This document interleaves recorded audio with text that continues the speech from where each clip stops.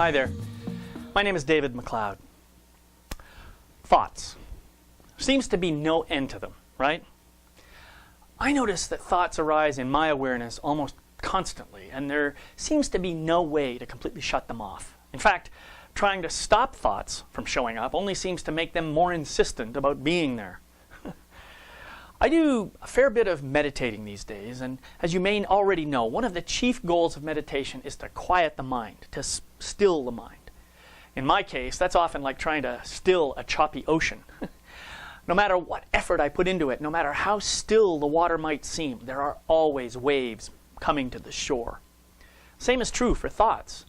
You might be able to relax and reduce the thoughts in your mind, but it seems like a virtually impossible task to stop thoughts altogether. So what I've learned to do is to stop doing that. That's right. I no longer concern myself with trying to stop my thoughts because, well, that's impossible. What I do instead is I simply observe them. Now this is really cool, and I get all excited about this because when I just take a simple metaphorical step back and spend some time observing my thoughts with no judgment or criticism about them, I get a deeper sense of the sorts of things I seem to be dwelling on. I get a better understanding of what concerns me or worries me. Now, I'm still learning to meditate.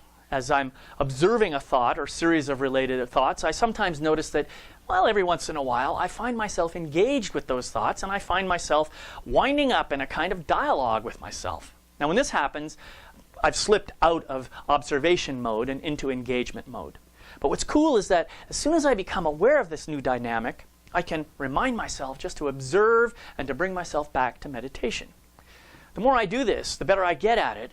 And a powerful side effect is that even when I'm not meditating, I find myself being overcome by my runaway thoughts far less frequently.